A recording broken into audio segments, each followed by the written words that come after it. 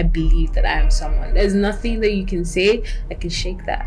That's the level of faith. The things that I really have faith will happen.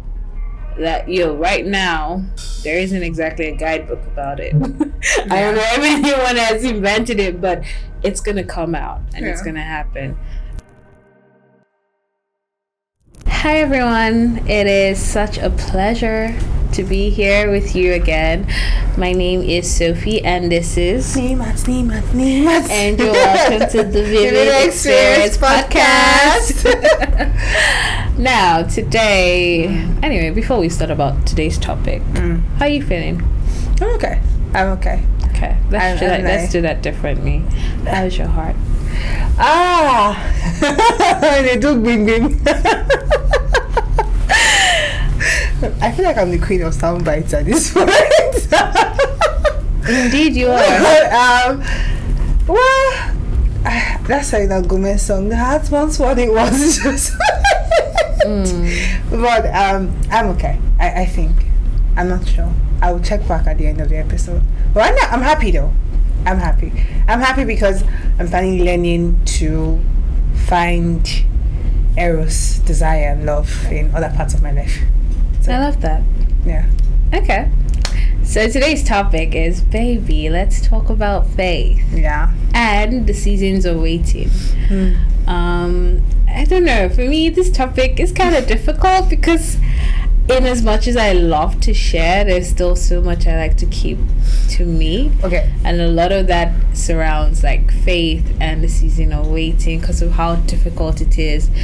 In your waiting season, you are typically vulnerable. And you're in a really delicate situation, right? And there's certain pillars in your life that help you get through that.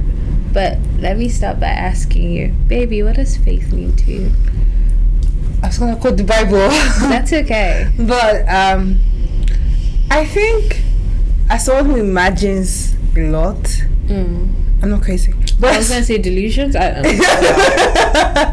as someone who lives in a constant state of feeling and expressing and creating, that's how I live. Faith for me is Kesera. That's it, right? Whatever will be, will be. Yeah, but like, okay.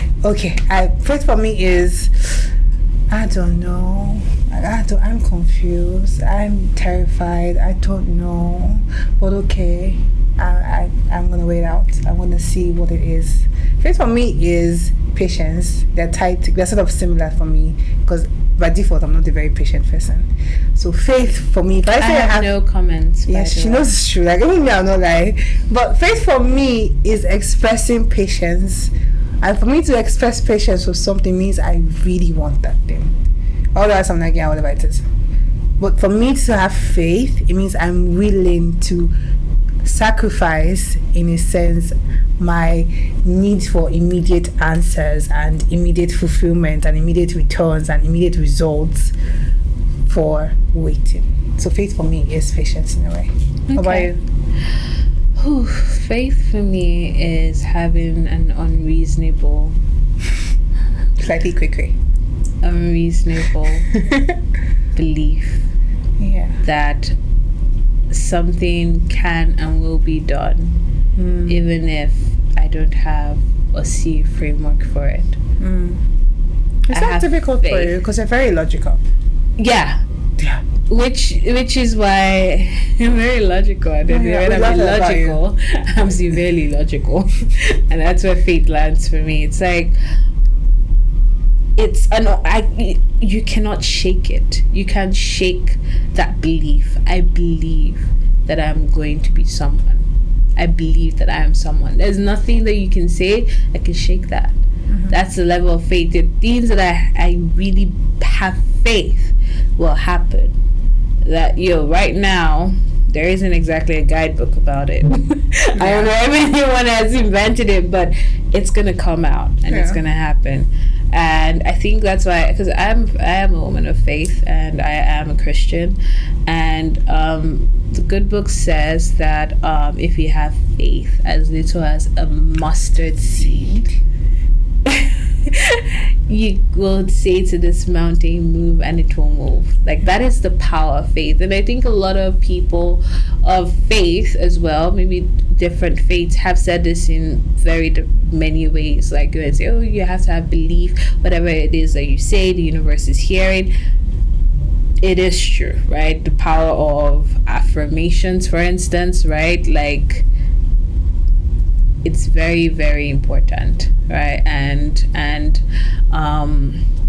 faith also is a personal journey, right? A difficult personal journey. It's a personal journey. Yeah. It's also, at least for me, it is completely centralized in my belief of a supreme being, right, called God and his son Jesus Christ. And somehow I am able to put my backing in that, right? So when I say I want this to happen, or I see this happening for me in 5 years, I kind of feel like I have backing somewhere or another, right? I got a sugar daddy somewhere that's gonna facilitate this. Like, anyway, that's where that lies for me. And for you? You already mentioned, right? Yeah. So I think we should really talk about the second part now, which is how do you marry that to your season of waiting? Yeah, that's literally what I was about to start talking about, because I think the other I get, more I realize I'm always waiting for something in some way, right? Because to be honest, deep down, I think no matter whatever your social economic status is, you really just want things to work the way you imagine. And that's okay. That's a very human thing to want. Like, I imagine A to B, A to Z. Can you just go according to I imagining for once in my life? Like, everything just align. It doesn't always work like that. Like the domino effect. Yeah, like can you just and it's just perfect and quick and everything. Yeah. Like, everything is just perfect. No matter who you are, that's a very human wish, and it's okay. And so, for me, faith is letting go of outcomes and trusting the process. And the funny thing is, sketching helped me realize that. Crazy. So I love art and all of the things that I art, right? I do love it. I love writing and all of these things, but I've never actually given my hands to sketching. I appreciate it when people do it. Oh my gosh, just trying to sketch. Remember, I bought a sketch pad, and like, when I want to start the sketch, I look at the image, because it's not my original idea. I started with drawing things from what I saw on Pinterest, right? And I'm like, oh, this person did so well. The lines are so perfect. And now first of all say, this is gonna be ugly, man. Like, but then I'll try, and maybe 30 minutes later, it's not the exact same thing I saw on the phone, but it's okay. It's my idea of it. Like, it's my vision of it, and the process has helped me understand life too in that way. Like, I sort of don't control a lot of outcomes. It's sad. I wish I could. It would give me more peace to control a lot of outcomes, but I don't. And the process, which is the waiting season, is like a training school for me to make peace with whatever the outcome then becomes. Because at the end of the day, your miracles and your dreams, some of them, not all, but some of them come true, some of them mutate into something else, right? And you have to make peace with the fact that you dreamed it this way, this perfect way. It's probably not how it's going to happen, but the core of that dream you can achieve. But the process, like the ziggy to get there, we don't know. So for me, the waiting season is very terrifying, but I'm learning to trust that it's good for me to wait, to see whether that chips fall in place, to see whether that thing I need to move, or what I need to go out of or grow into in that waiting season, to be ready to accept whatever the outcome of that dream is, or the outcome of that desire and wish is. Fully clear. What's tangent? But I pray. I pray it was a to God. So for me, the waiting season, I think I've been able to describe it in many ways as I have grown. Recently, my latest description is delayed gratification. You want this, you can probably put your hand through and grab it, but it's just not the right time. And it hurts. because sometimes it feels like this doesn't want you, or you're really, really giving it your all, and you know that your all is really all that you've got left, but it's just a not. It's a no you're hearing, but it's really a not yet. It's really hard. You cry a lot. Yeah. Tears coming out of my eyes, but you just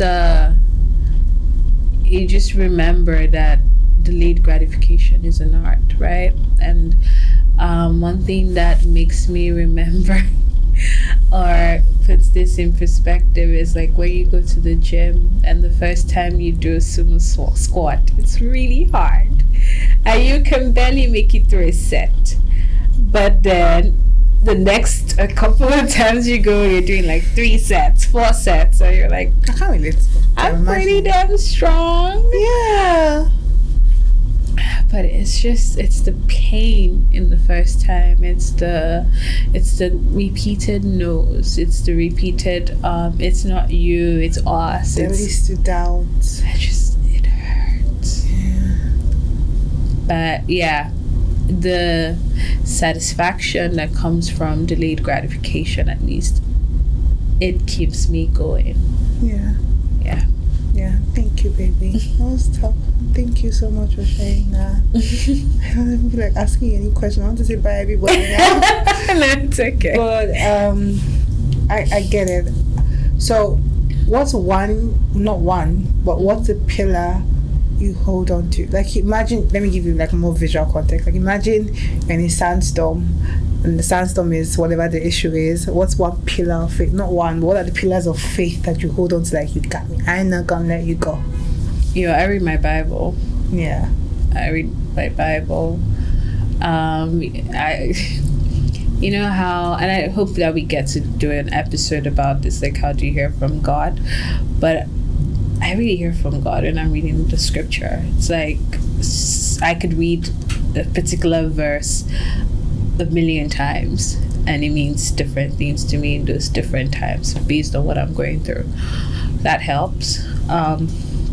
Community is very important because it's always great to be around people that believe you're the shit. Really high feeling all the time. I'm not. Exactly. And so, like, when you feel down, they're like, we don't see this. You're blind. Okay, we're gonna get back to that, you know. And then the third will really be emotional regulation. Tell me more about that. Explore that for me. Yeah. I don't thrive when I'm dysregulated, and I used to really honestly think that it was everybody else's responsibility but mine. But I've learned recently that it's entirely my responsibility. So there's several things that I do to put myself back into emotional regulation. One thing for me is sleep. I know it's very basic, but sleep is one thing. Second thing for me is to do things that are sometimes out of my routine, right? Like, I can just go somewhere and be by myself. I actually enjoy being by myself. Like, it's a party.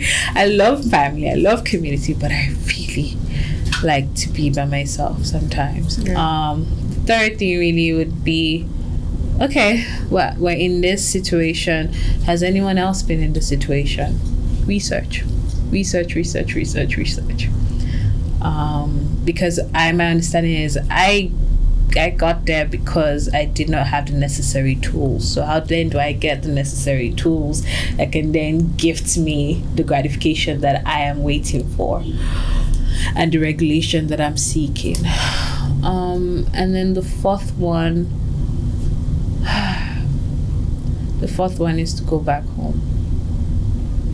Like, when everything else hates, I'm going to my mom. I'm speaking to my sister. I'm going home.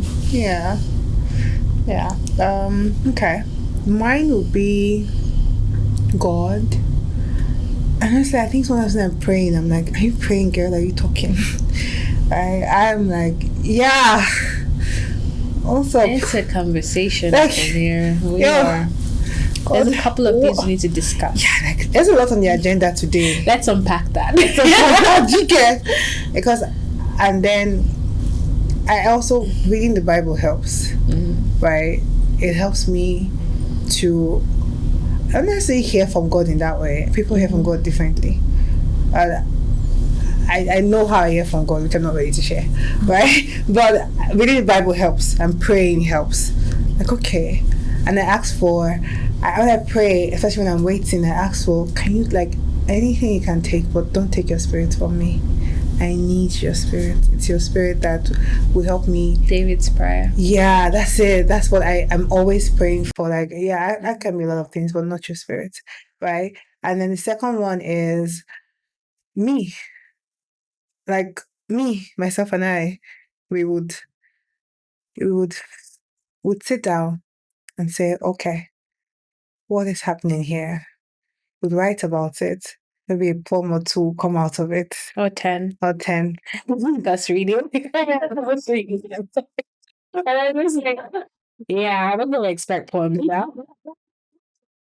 But I turn it into my art. Mm-hmm. And then I then make a conscious effort to see all the blessings around me. My supreme leader, myself, my friends, my family, community. And then buy ice cream and sleep. Yes, amen. That's it. I thought you were gonna start with food, but ice cream. It's okay to end. And ice cream eats and sleep. Yeah. Yeah. I wanted you to make sure you forget that very important. No, that yeah, they chop. But sometimes they ask you, like, I'm so sad. I'm like, have you eaten? Yeah. Oh yeah, I'm eating now. Yes, See, this is because I tell you, I'm like, I'm gonna eat a very heavy meal this morning. Yes. Today calls for early morning a bar. Yeah, don't ask me why. Today's not tea morning. It's just TMI, honestly. There's no feedback she's expecting from my side. I don't even know. Tomorrow's morning a bar day. A bar soup. When I'm eating it, I will take a nap. When I wake up, anything that wants to come at me, I'll come at it too. Alright.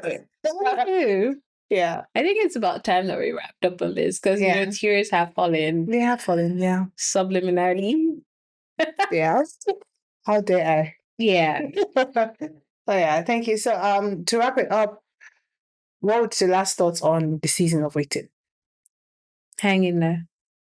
Hang on to his garments. The kids are always alright. Just hang in there. Always alright. Eventually. I would say hang in there and know that your dreams will come true sometimes in better ways than you imagined. Like your plan and God's plan, his is better. Always. You might not see it now. A little longer, but always better. Always better. And so hold on to that. Yeah, guys, thank you so much for watching this episode. I hope that we've inspired you to have more faith, especially in tough seasons of waiting. Please follow our Instagram page at The Vivid Experience Podcast. Subscribe to our YouTube channel. Leave a comment. We want to hear how you've been able to exercise faith in difficult seasons. Thank you. We love you. Bye. Mwah.